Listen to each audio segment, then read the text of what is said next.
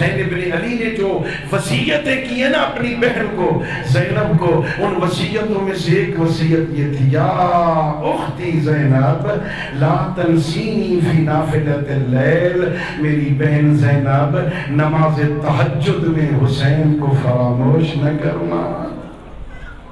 اللہ جانتا تھا زہرا کا لال میری بہن نماز تہجد نہیں چھوڑے گی، اور پھر میرے معصوم امام نے گواہی بھی دی ہے۔ امام زین العابدین کہتے ہیں کربلا سے لے کر کوفہ سے لے کر شام مشکل ترین راہوں میں میری پھپھی کی نماز تہجد بھی قضا نہیں۔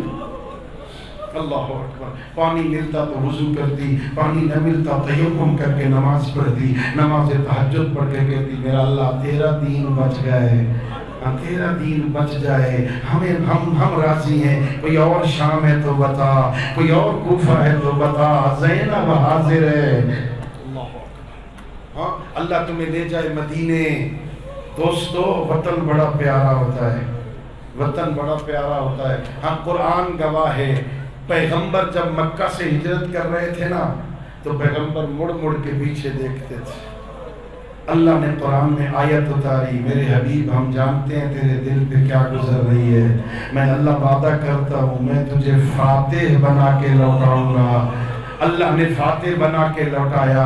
نانا نے ہجرت کی نا، اللہ نے وعدہ کیا میں تجھے لوٹاؤں گا، لیکن جو نواسا ہجرت کر رہا تھا نا ایک ایک قبر پہ جا کے کہہ رہا تھا ہر کوئی واپس آئے گا، حسین نہیں آئے گا، میں واپس نہیں آؤں گا۔ نانا کے پاس آتے ہیں، اماں کے پاس آتے ہیں، اماں ہر کوئی آئے گا، نانا اب تیری بیٹی کے بیٹے حسین کو لوگ مدینے میں نہیں رہنے دیتے، نانا تیرے مجاور کو نہیں رہنے دیتے، نانا میں مدینہ چھوڑ کے جا رہا ہوں، نانا حسین کا آخری سلام۔ روتے روتے حسین وہیں سو گئے، عالم خواب میں اپنے نانا کو دیکھ کے دیکھا، نانا نے کہا میرے لال اگر کربلا نہیں جاتا میرا دین نہیں بدلا، اپنی بہنوں کو بھی لے جا، بیویوں کو بھی لے جا، وہاں سے اٹھے جا، جنت البقیہ میں ماں زہرا انتظار کر رہی ہے۔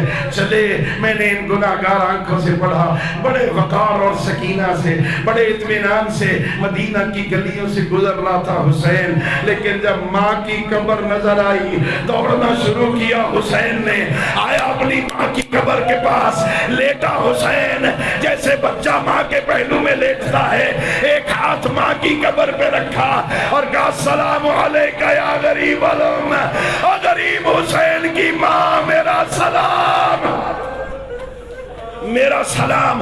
اماں حسین جا رہا ہے، اماں میں مدینہ چھوڑ کے جا رہا ہوں۔ علماء نے لکھا ہے روح زہرا سے آواز آئی میرے لال کیا سمجھتے ہو تم مدینہ چھوڑ کے چلے جاؤ گے میں جنت البقیہ میں رہوں گی؟ نہیں میرے لال، تیرا قافلہ آگے آگے ہوگا، دکھیاری زہرا تیرے قافلے کے پیچھے پیچھے پیدل چلے گی۔